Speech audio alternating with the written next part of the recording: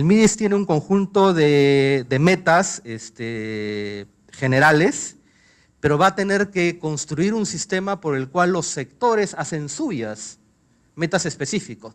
Y no es que le va a ordenar al sector una determinada meta, pero no sé, de las 20 metas que pueda tener el Ministerio de Educación, el Ministerio de Educación va a tener que tener una meta de inclusión, va a tener que asegurarse que en los, dadas las definiciones digamos, el MIDIS tiene conceptos de exclusión asociados a ruralidad, a distintos grados de educación de la jefa de familia o cónyuge, bajo nivel, digamos, temas además de pobreza extrema y temas asociados a la lengua materna, si es castellano o son lenguas indígenas. Y todas esas son dimensiones de exclusión que el MIDIS considera central, que son las que típicamente se perpetúan los ciclos de exclusión en este país. Entonces, no basta reducir metas globales, no basta reducir la tasa de desnutrición infantil, no basta mejorar indicadores globales educativos, sino importa también cómo se hace y qué tanto en ese proceso se reducen brechas. Eso lo tiene claro el MIDIS.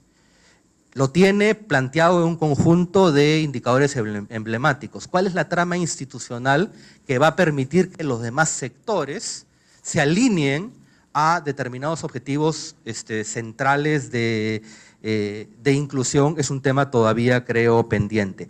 Y el reto es aún mayor si nos salimos del marco del gobierno nacional y nos movemos al marco de los gobiernos subnacionales, regionales y locales. Y ahí creo que hay todavía, digamos, uno puede por decreto obligar a todos los viceministerios que se sienten y que produzcan alguna estrategia de coordinación. Vamos a ver si es que eso efectivamente funciona, pero eso se ha hecho, ¿no?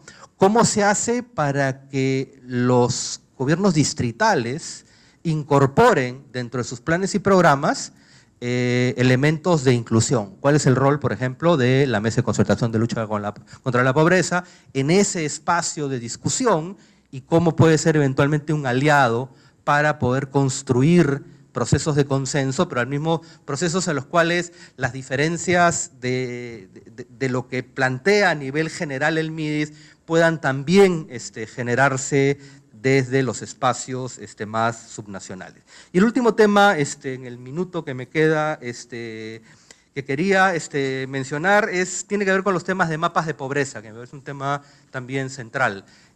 Hay dos elementos grandes de focalización en las políticas sociales. La focalización espacial, focalización geográfica, y la focalización individual. La focalización individual tiene que ver con el sistema de indicadores que estaba en el MEF, ha pasado al MIDIS, y es los temas de focalización individual.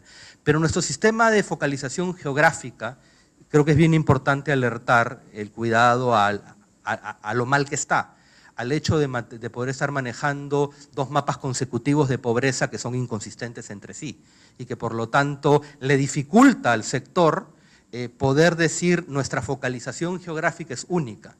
El INE está empezando a trabajar en el tema, pero hay una urgencia porque los alcaldes dicen, el mapa del 2005 me dice que yo era uno de los distritos más pobres y el mapa del 2007 me dice que ya no lo soy. Y han pasado 2 años. O sea, ¿qué pasó en el mundo por el cual yo he subido 30 puntos en mis tasas de pobreza? No, lo único que está reflejando es que el mapa está mal. ¿Cómo construir un sistema transparente y creíble de focalización geográfica que acompañe también a la focalización individual? Porque el sistema de despliegue de los programas es primero geográfico y luego individual. Y si falla en el geográfico, vamos a tener enormes problemas de su cobertura, y eso creo que también es un reto pendiente. En primer lugar, yo quisiera felicitar a Juan Pablo por la presentación y bueno, felicitarlos al equipo por durar todo lo que están durando ya. Eso ya es un gran logro. Y ojalá que pasen la siguiente valla próxima y puedan consolidar algunas de estas ideas, ¿no? porque, digamos, ha sido un atrevimiento tratar de hacer algunas reformas que por naturaleza son de largo aliento, ¿no? No se ven los resultados en un mes, en 2 meses, y las autoridades políticas evidentemente quieren resultados bien rápido, ¿no? Entonces, claro, los analistas políticos que han estado mirando al MIDIS decían, oye, estos patas no van a durar porque no están mostrando, digamos, cosas tangibles que el presidente tenga que inaugurar, pues, porque, y bueno, y en el discurso de 28 eso es lo que se va a mostrar. Entonces, bueno, acá estamos en un conversatorio de corte más técnico, es realmente, ojalá que se pueda continuar en esta senda. El segundo tema que quería comentar es el de evaluación de impacto. Se le da bastante importancia en este nuevo ministerio, de hecho hay un viceministerio de evaluación y, digamos, creo que la mayoría de nosotros somos, digamos, conversos en este tema. No es barato, no cuesta poco, pero por otro lado creo que toda la evidencia muestra que es bastante costo efectiva cuando estamos hablando de programas que invierten pues decenas o centenas de millones de dólares, de soles anualmente, entonces vale la pena gastar, hay veces $50.000 para hacer una buena evaluación de impacto, para ver si está funcionando las cosas o hay que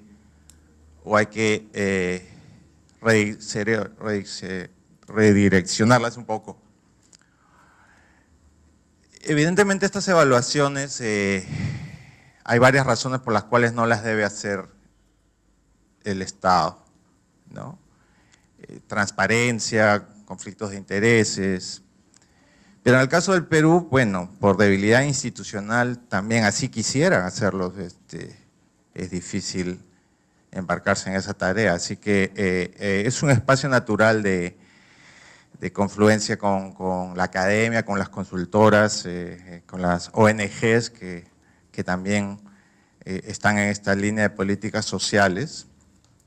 Así que me parece muy interesante esta propuesta que está haciendo hoy día Juan Pablo en esta presentación que recién estoy viendo. Bueno, la mandó unos minutos antes por el correo electrónico, pero recién estoy mirando. Entonces, este Consejo de Evaluación de Política Social creo que sería una cosa interesante para evaluar, porque en varios de estos temas sociales la transparencia y la relativa objetividad que le da el tener consejos donde participa la academia, la sociedad civil, yo creo que con el tiempo se ha demostrado que más son los beneficios que los costos, ¿no? El Comité de Pobreza y hay varias otras iniciativas en las que algunos de los presentes hemos estado involucrados, muestran que digamos, realmente vale la pena ir en esa línea de transparencia y de cooperación con el sector académico y la sociedad civil. Una de esas iniciativas fue esta comisión KIP, y yo estuve participando en esta primera versión, ¿no? Y hay varias lecciones aprendidas interesantes. La primera es que el ritmo de sesiones semanales no es sostenible, ¿no? Nos estuvieron durante, no sé, casi 3 meses por lo menos, tratando de reunirnos toda la semana como si nosotros fuéramos, ¿no?, empleados regulares del MIDIS, lo cual pues no es sostenible, todos tenemos muchas otras cosas, así que hay que revisar un poquito ese modelo de intensivo al extremo de trabajo y por otro lado darle más difusión. Ha sido un esfuerzo bien interesante, algunos dicen inédito, al menos en esta parte, en esta región del mundo, y sería bueno darle más difusión a las cosas que se lograron consensuar, aunque algunas de las metas iniciales, como por ejemplo rankear las propuestas de cada uno de los académicos y eliminar así misma competencia de Juegos Olímpicos de Londres, ir eliminando en el camino y que quedaran solamente 2 o una finalista para que después todos trabajáramos en esa finalista, digamos, era un poco, realmente un poco demasiado ambicioso para una primera versión, ¿no? Era un ejercicio más de aprendizaje de cómo se podía hacer esto y yo creo que ha resultado bastante bien y hay algunos esquemas innovadores de diseño y de evaluación de programas que han salido, que creo que valen la pena. Pero ahí quiero conectarlo con el otro tema del que hablaba Javier y también mencionaba Juan Pablo. Este problema de la coordinación y el engranaje institucional multisectorial, ¿no? Porque resulta que el MIDIS está a cargo de este SINADIS y ahora tenemos mucha jerga más novedosa, pero a la hora de los loros es muy complicado, porque, digamos, tenemos los ministerios sectoriales, cada uno con su sector, y los gobiernos regionales y locales, y acá el MIDIS, pues, multisectorial, transversal, cuyo objetivo es reducir brechas, ¿no? A la hora de los loros es muy complicado, porque, por ejemplo, yo propuse algo en la línea de educación con alimentación escolar, ¿no? Y bacán porque Escuelas Marca Perú, que es una idea interesante para el sector rural de esta gestión. Por otro lado, la reforma del PRONA, ¿cuál digo? Ni siquiera puedo pronunciar el Halliward, el nuevo nombre. Entonces parecía que todo, y jornada escolar completa, entonces parecía que todo estaba alineado para que salga. Yo tratando de tender puentes, porque yo estoy en el Consejo de la Educación y a la vez estaba pues ya contratado por el MIDIS para tratar de hacer estas cosas. Hasta ahora estoy tratando de reunirlos y porque hay un montón de detalles que hay que hacer, ¿no? El modelo pedagógico, porque la idea es hacer una jornada escolar completa para 3 días a la semana en estas escuelas rurales, ¿no? Para probar que es mejor un sistema de 8 a 5 con almuerzo incluido, pero con un modelo pedagógico específico para esa realidad. Digamos, parece muy interesante intentarlo con una evaluación de impacto y todo, pero wow, a la hora de que todo el mundo está buscando terminar su presupuesto para el próximo año, estas cosas, es imposible. Hasta ahora ya vamos como, no sé, 45 días intentando hacer realidad esto y no es fácil. Los famosos esquemas de consejos intersectoriales y esto todavía no están funcionando. Ahí hay un modelo todavía que falta por armar donde los incentivos y todo estén mejor alineados para que haya más trabajo interinstitucional al interior del Estado peruano. Y entonces, una cosa adicional que quería comentar en el minuto que me queda, voy a hacer 2 comentarios finales. Uno sobre otra cosa positiva del Quipu es esto del financiamiento del sector privado, ¿no? Hoy día he estado en el directorio de IPAE y esta CEP, Soluciones Integrales para la Pobreza, es una iniciativa de Confiep y de la Sociedad de Industria, varios gremios privados. Ellos se han bancado con este asunto de Quipu, ¿no? Y han ido a exponer al directorio de IPAE para tratar de seguir promoviendo que los empresarios se involucren en esto, lo cual me parece, digamos, también bastante interesante. Algunos dirían es un poco tarde, ya las cosas están, ¿no?, fuera del control, pero bueno, más vale tarde que nunca y la verdad es interesante este modelo también. Pero para acabar con una cosa más escéptica, ayer fui a ver el Colegio Fe y Alegría 58 en Jicamarca, en Huarochirí. No es muy difícil ver la pobreza extrema a media hora de Lima Metropolitana, simplemente váyanse por la Prealey, de ahí agarren a la izquierda y al fondo, ahí está. Ese colegio es el colegio número 1 en el país en rendimiento de segundo grado, ¿no? El número 1 entre los colegios públicos, ¿no? O sea, le han dado a los otros 6.000 colegios públicos de Lima Metropolitana, 80% digamos, con todos los aprendizajes dentro de lo esperado, 20% intermedio y 0% jalado. Ese colegio manejado por Fe y Alegría, ¿no? Pero eso es colegio del Estado. uno diría, bueno, pucha, si ha ganado el primer lugar, wow, debería recibir más apoyo, tener todos los materiales, etcétera. Hay 5 plazas que todavía no están cubiertas, están trabajando gratis, horas extras, ¿no? Les falta de todo. Es impresionante cómo, y no es porque ellos no hagan los intentos, ¿no? Todas las semanas van a la UGEL a pedir, y etcétera, etcétera. Entonces, hay muchas cosas que se intentan hacer en política social que la verdad se entrampan bien, entrampadamente, valga la redundancia, a un extremo de sencillamente la inacción o detener iniciativas que se pueden replicar, porque en las burocracias intermedias hay un problema bien fuerte de inercia, de corrupción, de status quo y de inamovilidad terrible. Y yo creo que muchas de estas cosas que estamos intentando, que está intentando hacer el Estado peruano, no van a dar resultados si es que no se hace una reingeniería así bien radical en las burocracias intermedias, y esto no solamente en las instituciones que están a cargo del MIDI, sino prácticamente en todo el Estado peruano. Quería subrayar algo que hace tiempo estamos comentando y ahora los comentaristas lo vuelven a hacer, y es el serio problema institucional que tiene el MIDI. Poder coordinar el Estado es un problema mayor y casi no tenemos experiencias exitosas. Hemos tenido intentos en este sentido de política social que nunca se podían ni reunir.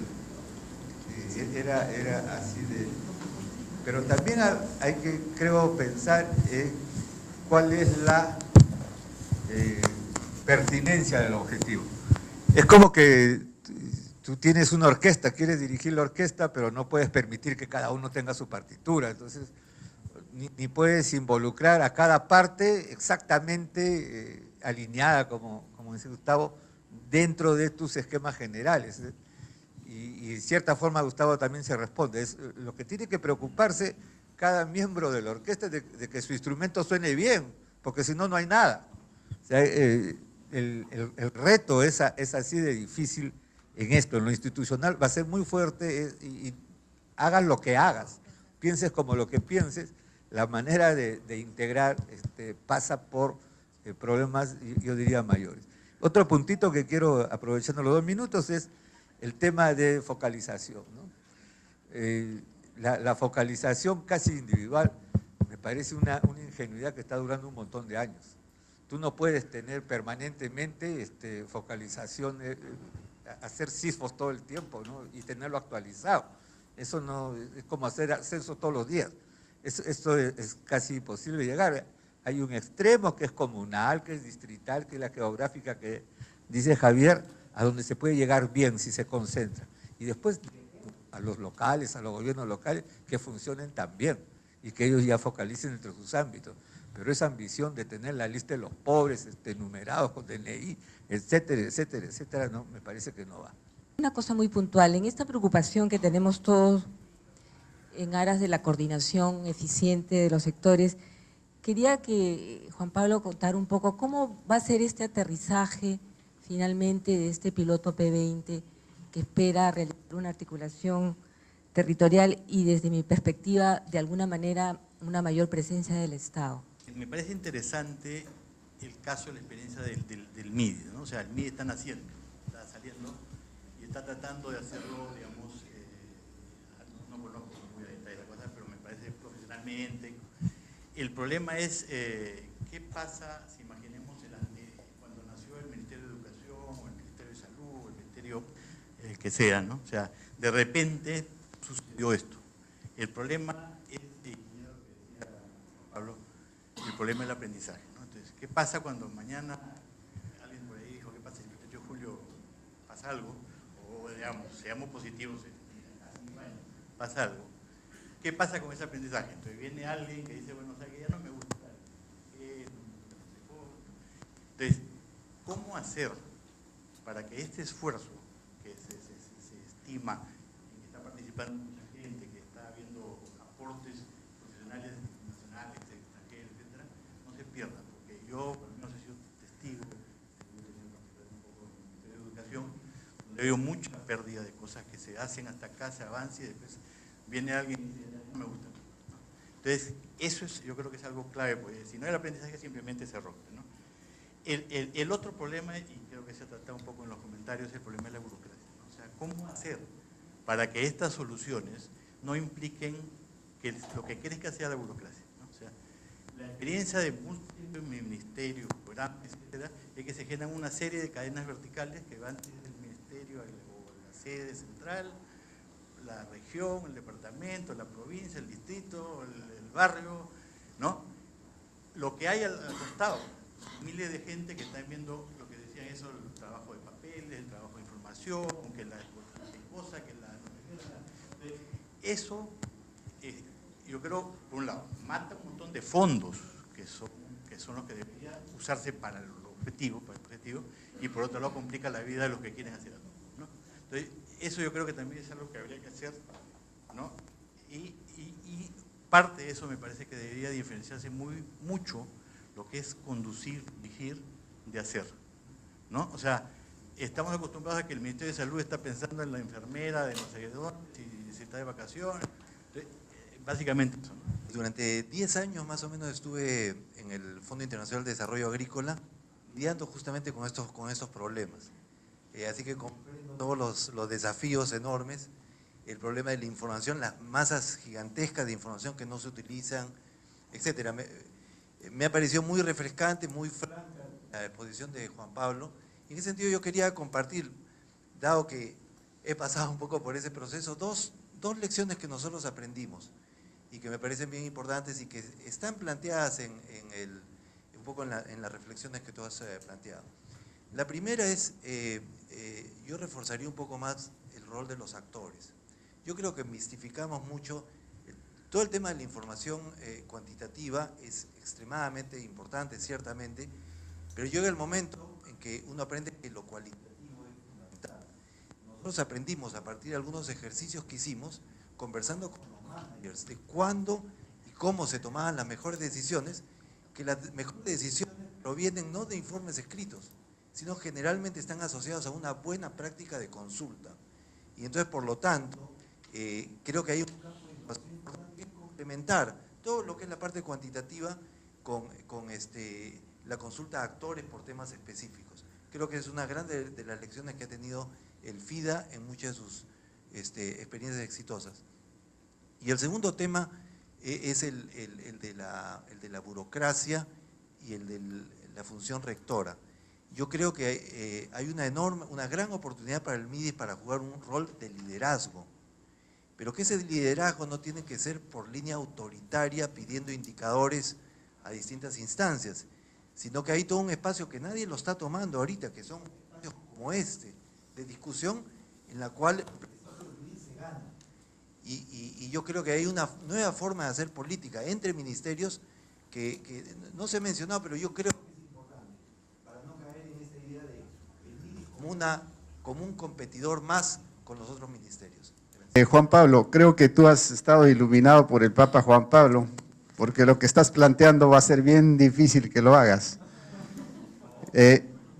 Yo sé, porque he estado en ese campo, y quiero decirte que me gusta muchísimo el presupuesto por resultados y me gusta muchísimo la inclusión social.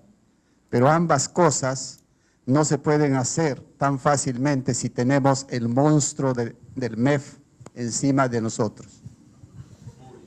Entonces, que me disculpen los que están del MEF, por favor, pero es cierto. En el MEF hay una lucha tremenda por dejar pasar el presupuesto por resultados contra el presupuesto tradicional que se hace año a año. Y yo no sé qué porcentaje del presupuesto nacional está ya en presupuesto por resultados y qué porcentaje todavía se sigue rifando entre los sectores, ¿no? Entonces, eso es una de las grandes limitaciones a tu propuesta tan bella, tan excelente, ¿no? Pero hay que luchar también con el intermedio, como dice Gustavo Yamada, hay un intermedio entre los que dirigen y las bases, que es la gran masa burocrática que todavía sigue con lo tradicional y que hay que hacer una reingeniería ahí. La otra cosa es que es muy importante de que en este proceso que planteas del presupuesto por resultados, de lo que es el Sistema Nacional del MINDES para el seguimiento, es necesario que participe de todas maneras las bases, porque es muy difícil. Yo he trabajado en agricultura, por ejemplo, para poder hacer la planificación, hemos tenido que recoger lo que piensan las comunidades campesinas de un vivero forestal. Si no sabemos qué piensan ellos de un vivero forestal y cómo quieren hacerlo y cómo quieren participar, no podemos planificar grandes programas y millones de soles de inversión. Entonces, tienes que pensar en las herramientas que se tiene que desarrollar para la participación de esta parte de las bases para los presupuestos por resultados.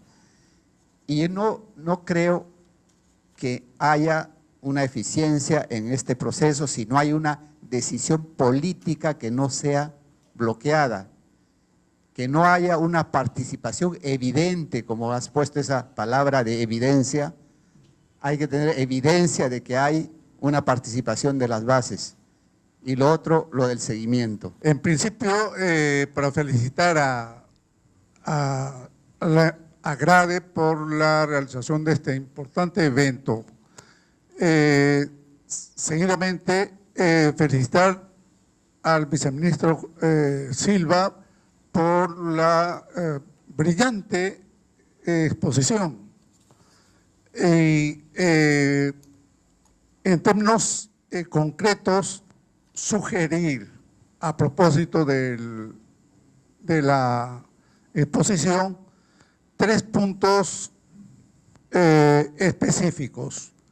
El primer punto, que el ministerio, o sea, que el MIDIS se convierta en una entidad de mayor presencia en nuestro país, que repotencie sus fortalezas, que sea un ministerio propositivo, que se anticipe y que sea semilla de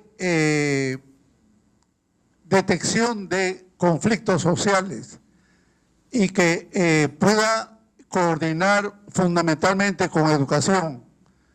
De este modo, por ejemplo,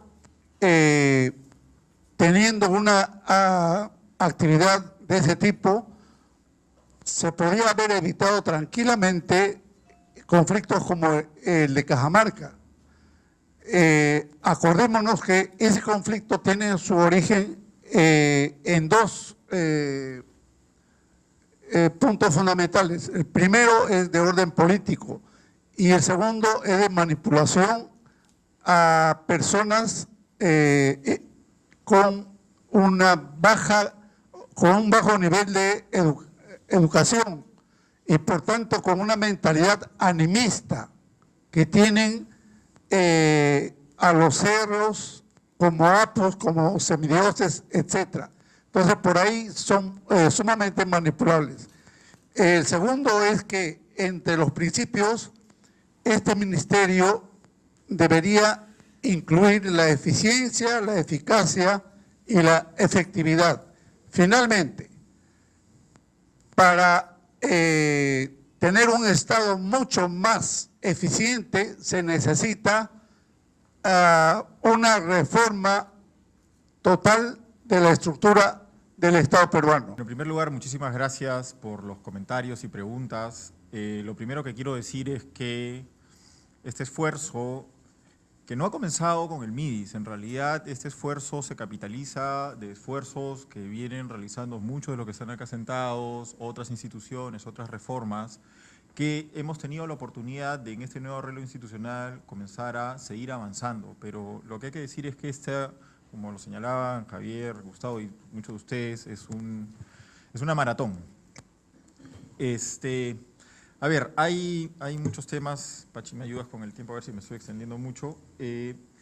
Respecto de lo que señalaba Javier, sin duda un tema central es cómo nosotros logramos montar todo el esquema operativo de la producción de información de desempeño y la manera como ésta afecta las decisiones de políticas de manera que ésta no entre en contradicción con los tiempos que se manejan para implementar, ¿no? Entonces, yo creo que acá una de las salidas desde el lado de la planificación de las evaluaciones es que yo creo que tenemos que avanzar en cómo podemos comenzar a acumular con una visión de largo plazo qué es lo que tenemos que saber para que, por ejemplo, cuando nosotros tengamos la oportunidad de tomar una decisión de reforma, podamos voltear y tener un stock de información relevante que nos ayude y no se nos pase el carro y no tener el stock de información necesario. Ese es uno, desde el punto de vista de la programación. Pero por el otro lado, sí tenemos que introducir en el diseño de todos los programas e intervenciones mecanismos que rápidamente permitan la corrección. Porque inclusive cuando nosotros definimos metas o definimos formas de hacer las cosas, en realidad estamos definiendo un norte, pero como muchos de ustedes han dicho, de lo que se trata es ver cómo en realidad vamos ajustando el camino cuando vamos enfrentando el millón de problemas que nos enfrentamos cuando tenemos que implementar lo que pensamos. Entonces, simplemente por tocar rápidamente el tema de Pensión 65, efectivamente, el tema de los DNIs constituye un problema y lo que estamos iniciando desde el MIDIS y un poco en el marco del rol rector es tratar de complementar la programación que tiene el RENIEC respecto de a quienes tiene que identificar a partir de las demandas que los propios programas identifican cuando van y se encuentran con estos problemas. Porque mucho de lo que sucede es que producimos toneladas de papeles y toneladas de formatos, pero hay ciertos datos que son críticos para decisiones concretas de gestión, planificación y presupuestación que no estamos aprovechando. Tenemos un montón de personas en los diferentes programas y servicios paseándose por todo el Perú y esa información, la crítica, no se está sistematizando para la toma de decisiones. Entonces imagínense, tanto en Pensión 65 como en el CIS, como en muchos otros programas, si realmente nos encontramos con estos problemas y ordenamos esa demanda, la introducimos, o sea, se la entregamos a RENIEC para que eso constituya la meta de programación y presupuestación en el ejercicio fiscal, eso es fundamental, absolutamente concreto y viable. Ya estamos iniciando esas reuniones para tratar de darle una solución. Eso lo pongo como ejemplo, pero que sin duda esta es una tarea muy grande. El tema de la coordinación, y esto voy a responder de manera que jale muchas de las preguntas, la mayoría creo, es un tema sumamente complejo y complicado y tenemos que, yo diría, comenzar a abordarlo de a pocos, ¿no? Porque si nosotros queremos tratar de resolver todos los problemas a la vez, claramente no vamos a lograrlo. Entonces déjenme contarles qué estamos haciendo en términos de coordinación para poder tener avances concretos y que no nos quedemos en esta palabra que, en realidad, les soy sincero que cuando yo escucho la palabra articulación, o sea, ya me entran escalofríos, porque a veces nos quedamos en las palabras y avanzamos poco en los instrumentos y en las acciones, ¿no? Porque suena bien, ¿quién va a estar en desacuerdo? Hay que articular, estamos perfectos, avancemos, estoy de acuerdo contigo. Pero, ¿qué es lo que estamos haciendo ahí abajo? Esa es la pregunta. Entonces, respondiendo también a Judith y a muchos que me preguntaban qué cosas concretas estamos avanzando en términos de articulación.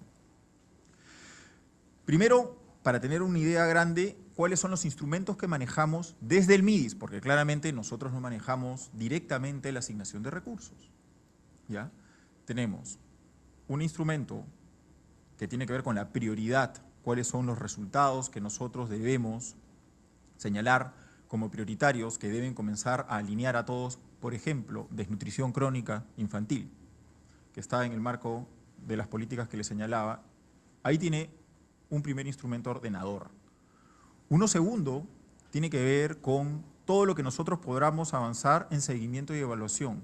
Pero desde el MIDIS tenemos la debilidad de que nosotros, al no ser asignadores, ahí tenemos un problema de incentivos. Entonces, acá tenemos que trabajar al menos en dos frentes.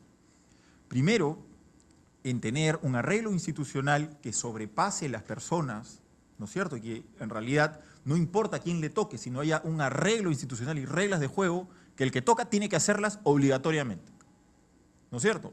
El presupuesto de la República se tiene que traer al Congreso antes del 30 de agosto, punto. Eso nadie lo va a cambiar, bueno, se puede cambiar, ¿ya? Pero es difícil cambiarlo, ¿ya? Hacia eso tenemos que avanzar. La segunda era entonces cómo nosotros comenzamos a fortalecer esto, y en este arreglo de formas es fundamental que tengamos un espacio de que no sea una imposición. Entonces, ahí comienzo con las cosas concretas. Nosotros, el martes de la próxima semana, estamos publicando los lineamientos de lucha contra la desnutrición crónica. Hemos avanzado mucho en desnutrición crónica, en tratar de ordenar la articulación. Quien ha estado liderando esto es el Ministerio de Economía y Finanzas, pero no le toca. El Ministerio de Economía y Finanzas asigna. El Ministerio de Economía y Finanzas no hace política. El Ministerio de Economía y Finanzas no le toca definir dónde y cómo se hacen las cosas. El Ministerio de Economía y Finanzas lo que tiene que decir es, muy bien, ustedes sectores nos presentan una propuesta sustentada con el marco lógico, con todo lo que tenga que tener para sustentar correctamente las intervenciones, vemos cómo está la caja, se entregan los recursos y después nos vemos para ver si lo que tú dijiste se logró. Ese es su trabajo. Y si es que no se lograron los resultados, no se lograron los productos, el sector tiene la responsabilidad, yo diría la obligación, de justificar por qué eso no pasó y qué está haciendo para que pase. Pero imagínense que el MEF, además de asignar, también diga qué es lo que tiene que hacer. Entramos en un conflicto.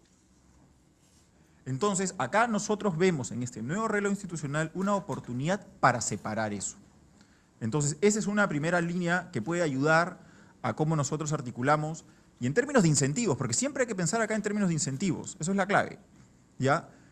El MIDIS puede constituirse en un socio para los sectores en ese proceso de negociación, de programación y formulación presupuestal, ¿ya?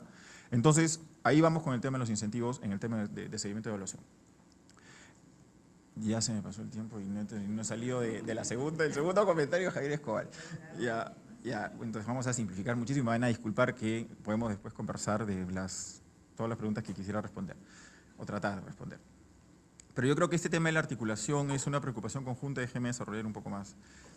Y el otro tema, como instrumento para la articulación, Jorge, tiene que ver con cómo nosotros ordenamos el sistema de focalización. Porque pensemos nuevamente operativamente. ¿Cómo nosotros logramos que, por ejemplo, las diferentes infraestructuras, ¿ya? Energía, saneamiento, transportes y telecomunicaciones, se potencien y con la misma plata, si llegan juntas, hay estudios, Javier ha publicado sobre esto, con los mismos recursos, en vez de hacerlos independientemente, tienen un impacto marginal superior por el hecho de actuar coordinadamente. Entonces, imagínense operativamente que si nosotros logramos tener un registro de usuarios en que nosotros podamos saber qué está recibiendo nominalmente un individuo, un hogar, de los diferentes servicios, la potencia de esa información en términos de gestión. Es más, imagínense, más adelante, pensando ya acá en la maratón, de cómo nosotros podemos comenzar, y lo que decía Pepe al final, a comprar servicios en función de la atención de ese niño que no tiene DNI y tiene que tenerlo, ¿no? Entonces, el tema, esos tres ejes son en realidad los dientes que tenemos que comenzar a desarrollar para hacer algo tangible, esa articulación. Y termino esta parte contándole dos ejemplos concretos, y ahí entro también a la pregunta de Judith. Lo mencionó brevemente Javier. Nosotros estamos, cuando le digo que hay que a comenzar con la articulación con cucharitas, estamos comenzando con el tema de desnutrición crónica infantil, un resultado fundamental, ya multisectorial, y yo creo que convoca a todos. Y el segundo, con el tema de oportunidades económicas, ¿no? Donde uno de los componentes que estamos trabajando es el combo de infraestructura. El P20 es un piloto para aprender cómo esta articulación puede suceder en campo, en el territorio. Entonces nosotros tenemos ese marco de políticas, esos indicadores, esas metas que tratan de reducir desigualdades, que te marcan la línea. Pero como decían algunos de ustedes, acá de lo que se trata también es, yo tengo que dibujar mis procesos, y yo mañana con quién me siento a conversar, y cómo lo hago, qué le pido, quién da, quién organiza. Entonces, con el P20 lo que nosotros buscamos es en ese marco de políticas comenzar a construir esa institucionalidad, y estamos probando, y un poco en línea con las preguntas que también señalaban ustedes de cómo probar diferentes tratamientos, estamos proponiendo diferentes formas de abordar esta articulación. Podemos conversar en detalle cuáles son. Pero les cuento que estuve hace 2 días en Puno, por esto que tomo agua, porque estaba tomando un diurético, un soroche la patada. El caso de la provincia de Carabaya, ya en la provincia de Carabaya, que es uno de los P20, en donde teníamos una reunión con todos los alcaldes y el alcalde provincial de la provincia de Carabaya discutiendo la planificación del combo infraestructura y la infinidad de temas que no se conocen a nivel de la planificación central y la oportunidad, yo les diría, el costo no es muy alto en términos de poder romper esto, o mejor dicho, conectar esos hilos de comunicación que resuelven unas trabas que son, yo les diría, absurdas. Tenían los recursos y el expediente técnico para conectar una interoceánica con un distrito crucero, ahí en la provincia de Carabaya. Estaba la plata, estaba todo. ¿No? Pero digamos, las partes deciden, no, hay que pedir más, lo mejor que llegue hasta el otro distrito, no hay plata, se plantó. Entonces lo único que dicen, a ver, ¿quién se vuelve a sentar a decir, oye, vamos a hacer hasta crucero? Estaban ahí todas las personas, desde el alcalde, todos los que tenían, desde el lado del territorio, decidir, y todo el mundo firma de que efectivamente nosotros nos vamos a manejar hasta crucero. Entonces el próximo viernes estamos generando una reunión en el MIDIS para resolver este tema en Carabaya. Ahora, la tarea obviamente es cómo logramos aprender de estos ejemplos, de estas experiencias y tratar de escalarlos a política, de eso se trata. Y si ustedes me preguntan cómo va a funcionar esto, tenemos que aprender. Tenemos unos tratamientos, como les digo, pero yo creo que acá el camino es comenzar a aprender.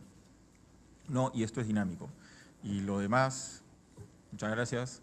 Gustavo, mira, el tema de la Comisión Quipu es para nosotros, yo creo que un espacio para comenzar a profundizar estas mesas que permiten incorporar ordenadamente a los diferentes actores que pueden, de manera con tiempo y con el norte bien claro, aportar en esta agenda tremenda de construir un sistema de aprendizaje. Y parte de lo que nosotros buscábamos evaluar con este ejercicio primero de la Comisión Quipu es justamente lo que está señalando Gustavo. O sea, nosotros vamos a aprender de, muy bien, cómo nosotros tenemos, cuánto cuesta producir 7 propuestas de mejora y de innovación en política pública hoy. Entonces, de repente hemos subestimado los costos o los hemos organizado de diferente manera. De eso se trata, y comenzar a construir y mejorar. Esa es la esencia de lo que nosotros queremos dejar desde el MIDIS en este tema de construir este sistema de aprendizaje. Creo que hay algunas cosas muy puntuales que me gustaría complementar. En la presentación de Juan Pablo hay una línea que está puesta, pero no la mencionó, yo quisiera resaltarla, que decía promover el uso de evaluaciones cualitativas en el diseño y gestión de las políticas, que creo que es un elemento central. Desde lo cuantitativo podemos determinar con bastante rigurosidad determinados impactos, pero como se ha mencionado también, a veces es muy difícil saber por qué ocurre lo que ocurre, y cuáles son los procesos detrás. Y creo que este es otro componente central que muchas veces queda ausente de los procesos de evaluación. Y el otro tema que es medio complejo ligado al tema de evaluación es tener claro para qué se evalúa. Y creo que hay varios objetivos en la evaluación que eventualmente entran en conflictos entre sí. Uno puede evaluar para proponer nuevas cosas, puede evaluar para aprender, puede evaluar para castigar, ¿no? Y si uno pretende usar la misma evaluación para aprender y castigar, la estructura de incentivos va a tener una serie de problemas. Entonces sí creo que necesitamos generar un espacio a través de los cuales los proyectos reciben evaluaciones confidenciales de gestión, donde se les dice abiertamente qué está fallando, y obviamente un sector no va a querer escuchar eso en público, ¿no es cierto? Adicionalmente tiene que haber una evaluación externa e independiente que pueda informar si el proyecto se tiene que parar, cerrar, transformar, y eso es público. Pero creo que esos dos espacios se tienen que manejar de manera separada. Y hay un tema puntual, con eso termino, que también me parecía interesante, desde las múltiples experiencias de desarrollo rural en la sierra peruana, hay una práctica que ha mostrado ser bastante eficaz como mecanismo de aprendizaje, que son las pasantías, ¿no? Los campesinos se van a otras zonas, observan lo que campesinos como ellos están haciendo, discuten el contexto y luego recogen la experiencia. Yo creo que el sector público debería tener un proceso activo de pasantías. O sea, sería súper interesante ver a la gente de inversión pública del MEF con sus formatos, yendo a comunidades rurales para llenar los formatos in situ.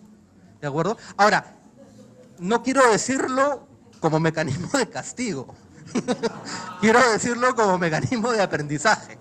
Y creo que puede tener las dos acepciones, pero realmente tiene que haber una cultura de que cada formato que produce la administración pública, ya sea del MIDI o otros sectores, ¿no?, pase por un proceso de pasantía y que efectivamente sea razonable a las distintas instancias y que el propio sector quiera aprender. O sea, no es que, claro, una vez que ya se hizo el formato, si ahorita hacemos la pasantía, es para ridiculizar al sector de cómo se le ocurrió hacer el formato que no es aplicable a 3/4 partes de los distritos rurales del Perú. Pero, o sea, ¿cómo hacemos que un sistema de pasantías activo, ¿no?, pueda retroalimentar la gestión pública? Creo que es un elemento central. Creo que queda claro de todas las intervenciones que para esta maratón, como la llama Juan Pablo, faltan más equipos. Creo que es insuficiente, es muy loable todo lo que están haciendo y todas las amanecidas que se están dando seguidamente ya tantas semanas y meses, pero es insuficiente como para hacer todos los cambios que se quieren hacer, ¿no? Y entonces hay que ver cómo se puede dar más presupuesto, más capacidad de crecer con este tipo de equipos muy bien orientados hacia resultados, aprendizajes institucionales, evidencia política, etcétera. Y también porque hay que reemplazar la burocracia que impide hacer más cosas, ¿no? Ahí, bueno, hay temas de legislación y todo, pero hay que ver los incentivos porque ya hay un costo de oportunidad bien grande de cosas que no se paralizan porque hay una burocracia intermedia cuyo objetivo es precisamente paralizar para esperar a que venga el siguiente y así seguir sobreviviendo, ¿no? Entonces, y no basta allí el argumento de que, bueno, ya con la descentralización ya ese es un problema de la UGEL y de tal región. Al final es un tema nacional, ¿no?